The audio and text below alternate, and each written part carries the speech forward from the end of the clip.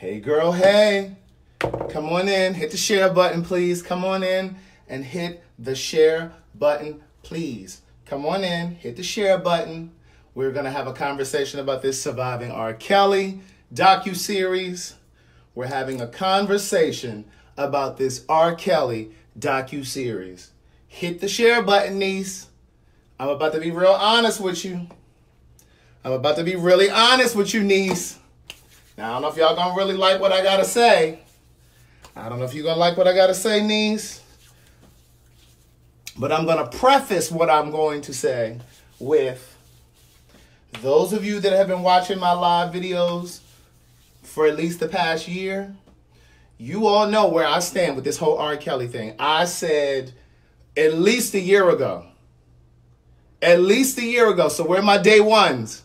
Where are my day ones? I said at least a year ago that you need to stop listening to his music, stop supporting his music.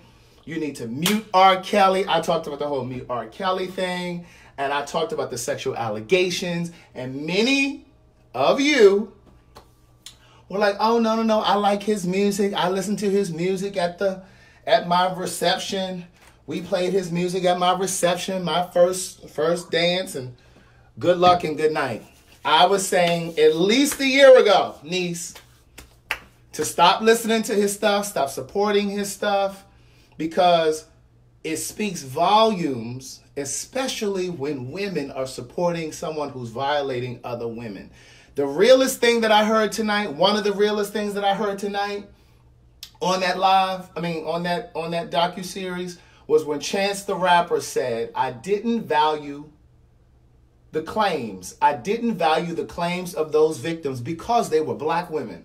That was the realest thing I heard. Because if they weren't black women, there would have been more people standing up and talking about it. And remember on that docuseries, because that clip that they showed at one of those concerts, that was here in Atlanta. That was here in Atlanta. And it was women on camera saying, oh, he's free. I'm just here to support the music. Just completely disregarded the fact that he was violating children. Children. Let me say this before I forget this. I know the girl Oronike, who was on the docuseries tonight.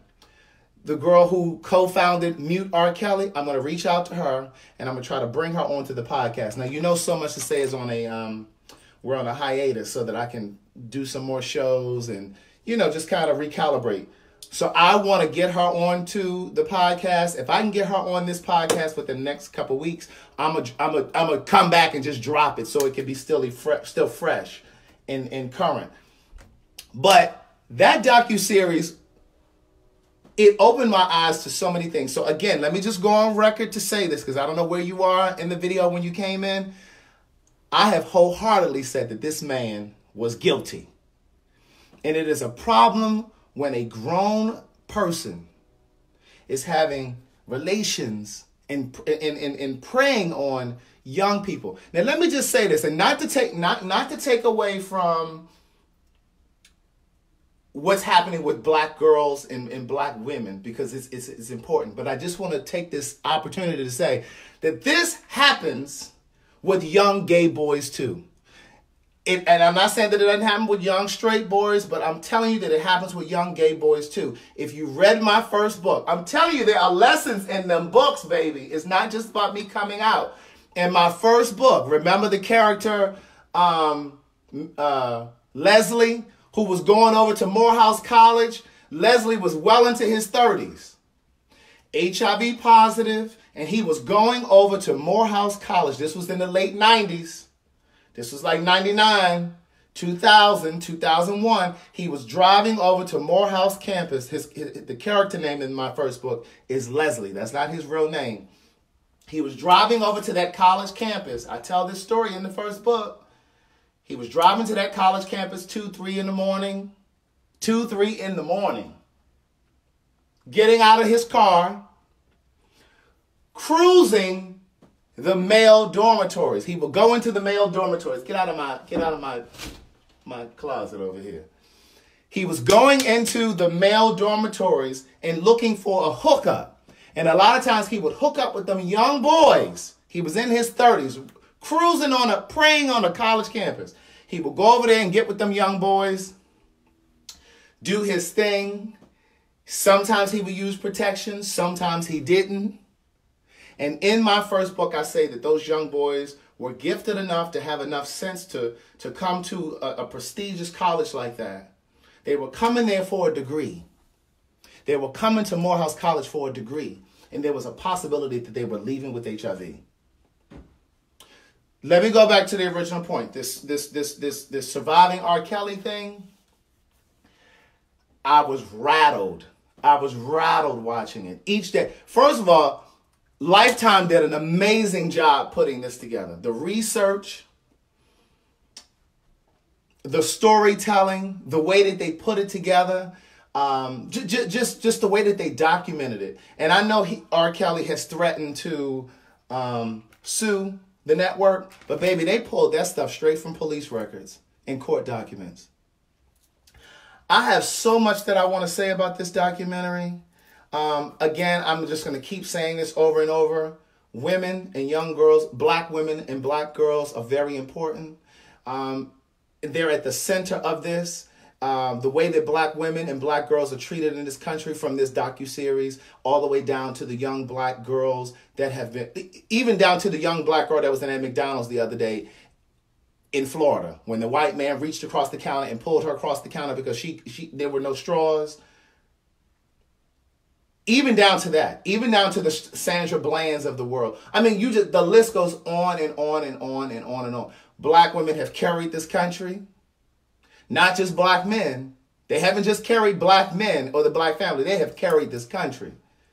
And something has to be said about the level of, or the lack of respect for the black woman and girl in this country and around the world, period. The way black women are seen. And I know that we can say this about black men too, but that's not the conversation right now. That is not the conversation right now. The point that I want to make is, again, I'm going to say it again, R. Kelly is 100% responsible. He was supposed to be the person with the ability to reason and say, you know what, this is wrong, this shouldn't happen. He should have been that person. But just me being the critical thinking person that I am, I can't, yes, he's completely culpable. And I'm not in any way shifting this to the girls and making them responsible. But I can't at least, have this conversation about him. He is 100% responsible. But I cannot have this conversation about him without at least looking at what's missing in these young girls. What is it about them, some of those young girls that would, and I understand some of them were super fans. I get it. I understand. But we have to explore why one 14-year-old girl would go with him and another 14-year-old girl would be like, fuck that. He's an old-ass man. You understand what I'm saying?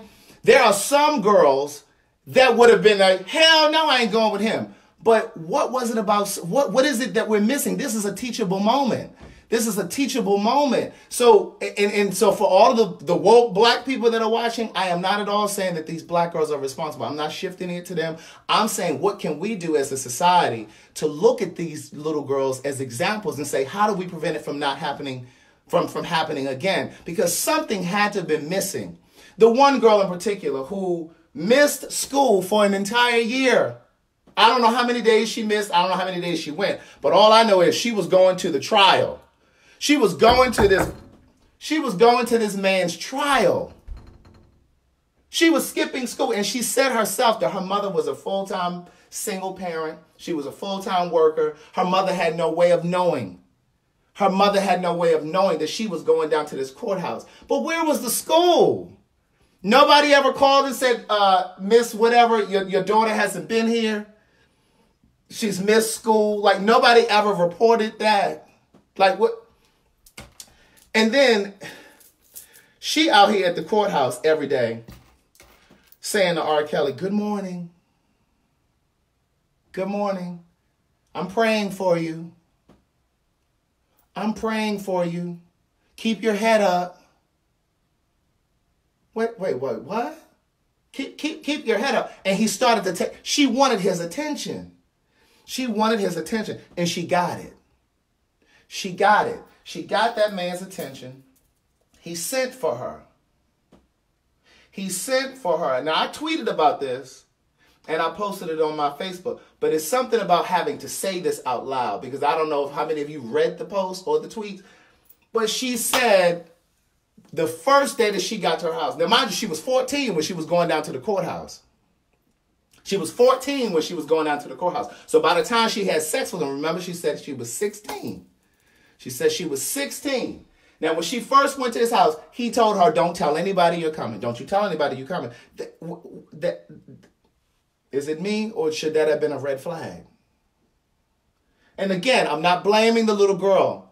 I'm not blaming the little girl. I'm asking, what is it that we as a society need to give our little girls? Something was missing from that little girl that she would, because again, another little girl, her same age would have been like, oh, hell no, I'm not doing that. You understand what I'm saying? Not every little girl would have done that.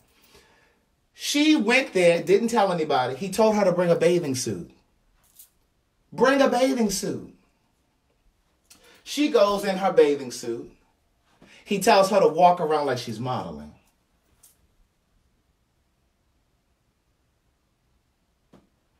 Now, when you walk this time, take a piece off. So she took off her top. Now, you then went to the trial for a whole year. None of this rang a bell. None of this sounded familiar. None of this felt eerie, questionable. I mean, she took the top off. And again, I'm not blaming the little girl. I'm not blaming somebody gonna miss what I'm saying. I'm not blaming the little girl. He is the adult. He should have been the one that set the precedence. He's the one that should have known better. I'm not saying it's the little girl's fault. What I'm saying is, I have nieces, and I'm wondering if we've missed something. Would my niece be able to fall prey for some foolishness like that? She took the top of the bathing suit off. Then she took the bottom off when he said take the bottom off. Then he kissed her.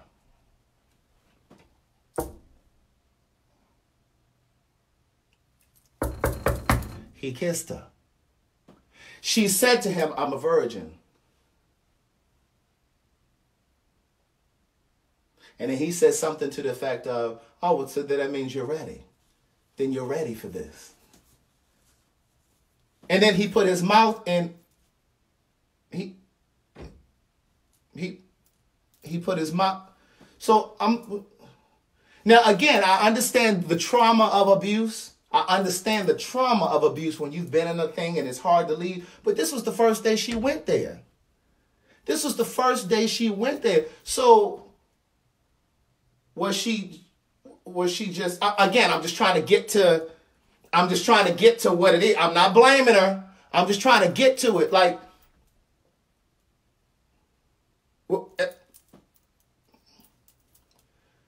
and so then she stayed.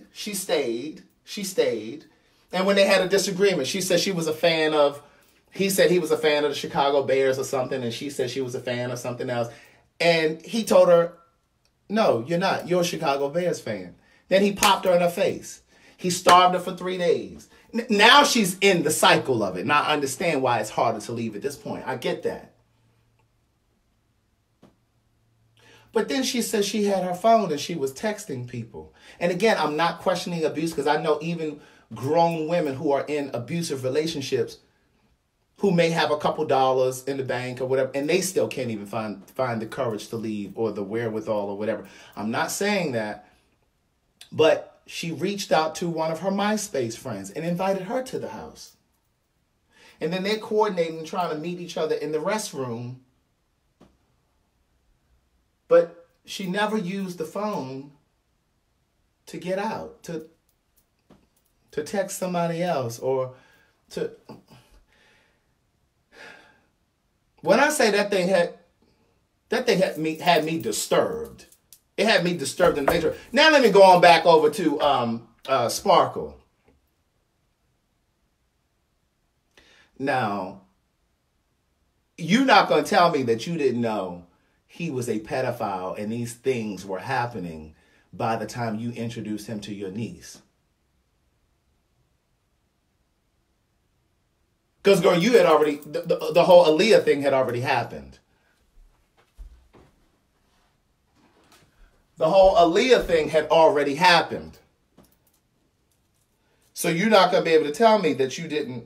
And you said yourself that when you were in the booth recording, you always kept your eye on your niece. You always kept your eye on your niece. So you kept your eye on her for a reason. Now, I mean, I'm glad she finally woke up. And she said, I couldn't be bought. You know, because he was going to pay her 6 figures just to sit down in an interview on television and say, oh, no, we're good. Oh, no, we're good. Oh, we good. But you may not have been able to be bought, but your brother and sister-in-law were purchased. Because I don't know if you caught this, niece. Did y'all catch it, niece? The part where the brother went on to continue working with R. Kelly, the brother who sat in the court and said that was not his daughter in the video. He went on and played on a couple different albums of R. Kelly's. Did you catch that? When they asked Sparkle, did they pay her brother and sister-in-law off? She said, I don't know if he paid them off.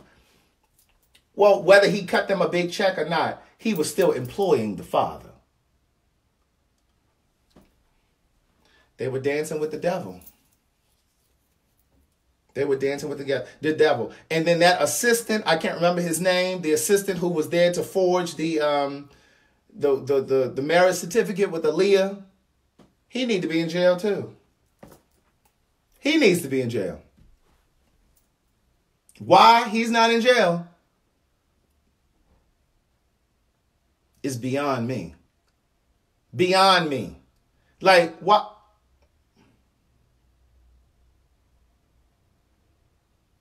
It's sad. It really is sad. But here's the thing, and I posted this on my Instagram. I didn't post it on my Facebook, but I posted this on my Instagram and on my Twitter.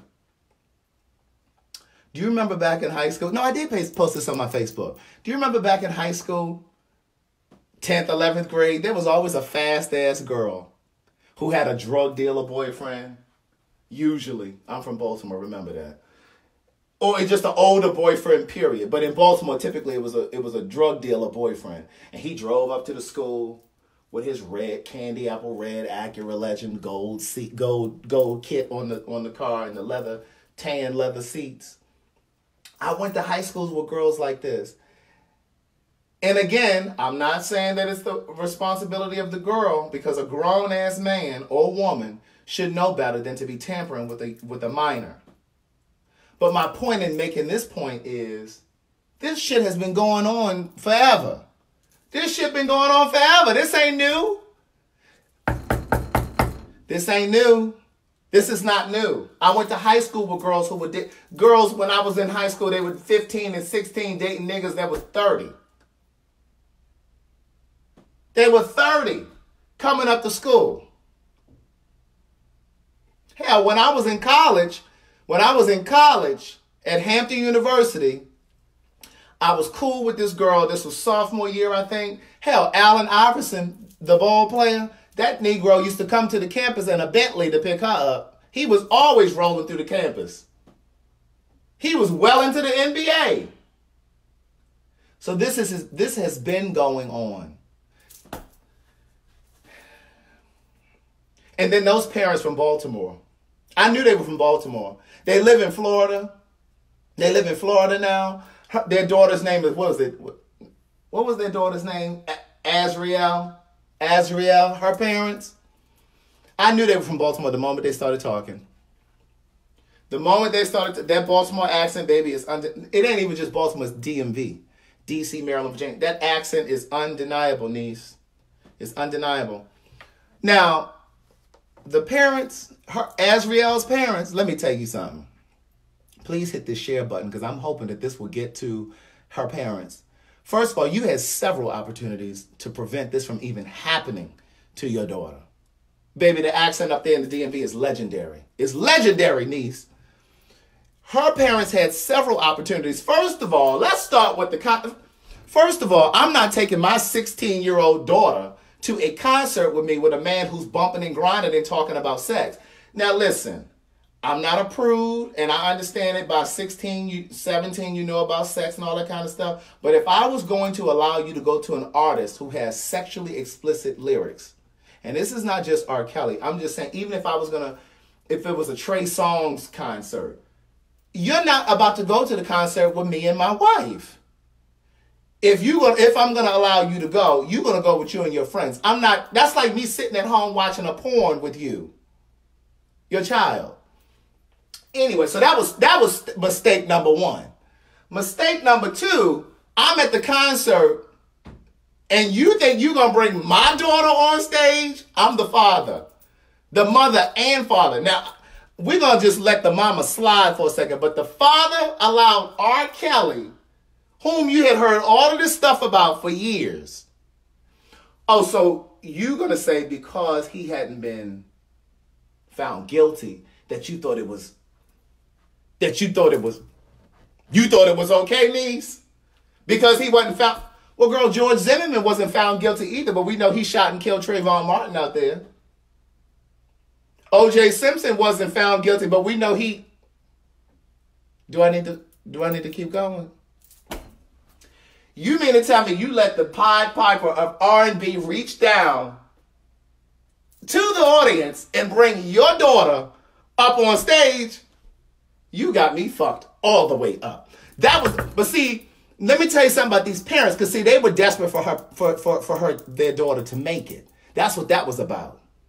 That's what that was about. Because you let her go up on the stage. He gives her, your 16-year-old daughter, his phone number. First of all, I would have intercepted. First of all, my daughter wouldn't have went up there. I already told you that. Second of all, if I had a moment of temporary insanity and allowed her to go up there, she would not have gotten your phone number. I'd have been like, I'll take that. I'll take the phone number. I'll be in touch with you. Like, why does your 16-year-old daughter have a grown man's phone number? And then your 16-year-old daughter has a car. So she done jumped on her broomstick and drove down to the hotel. You didn't even know she had gone down to the hotel.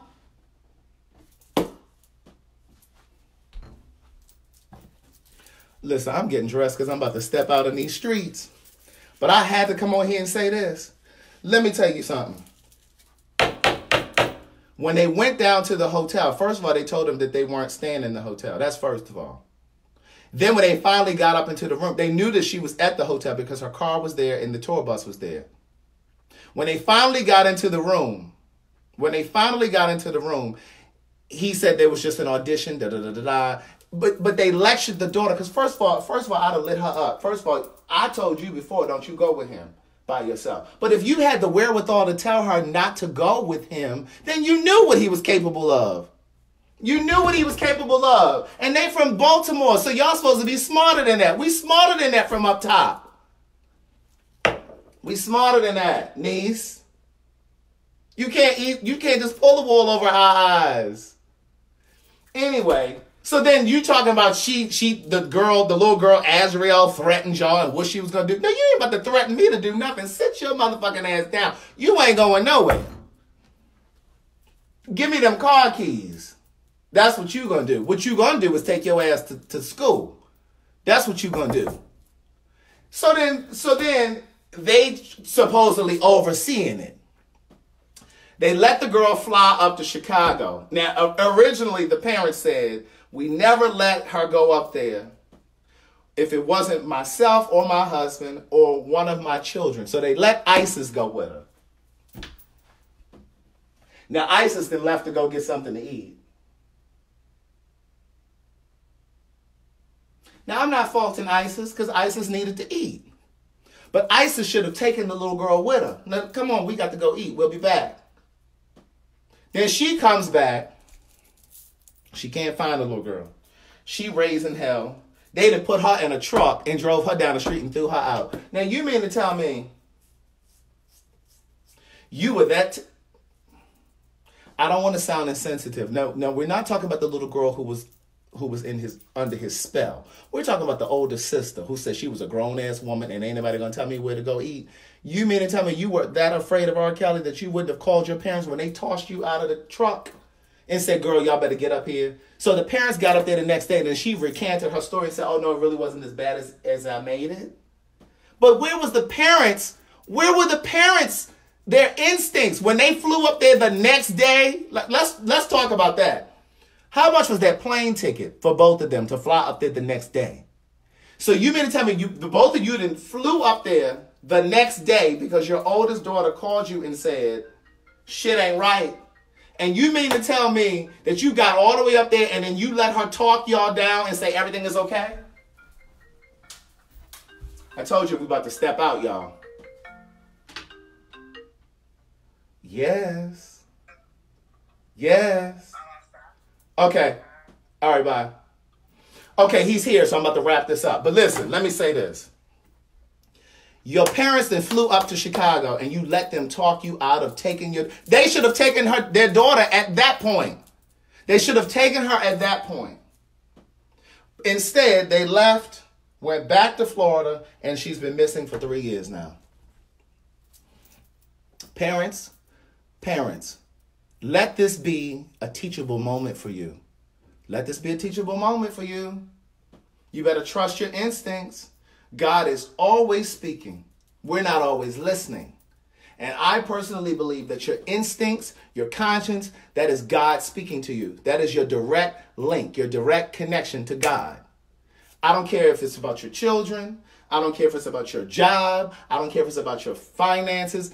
God is always whispering to you. Pay attention to your life. Pay closer attention to your life. Listen, this docuseries was well done. It's an eye-opener. There's no way that you can pretend not to know anymore. If you're going to continue to support his music, then go ahead. Just know that you're complicit. Just know that you're complicit, that you're a part of the problem. And I take my hat off to Tom Joyner for taking a stand and not playing his music anymore. RCA, the record label that continued to support R. Kelly and keep him on their roster, they're responsible as well. We should have... See, this is... Now, where are my black people? See, I didn't even do my opening. I came straight into the video. Good day, thinkers, thought leaders, progressives, and dreamers. I'm Craig the Writer Stewart, and this is the Facebook Live version of So Much to Say. These are my thoughts in my voice on black shit, white shit, gay shit, and everything in between. Now, let me get to the black people. Now, see, we always want to be boycotting shit. Huh? Where y'all at? We always want to boycott shit.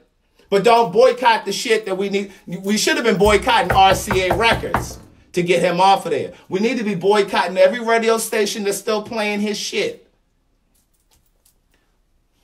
That's all I got to say. Listen, my books are available. They're for sale. You know how to get them. The information is here and here. Have an amazing night. Let this process with you. Hit the share button.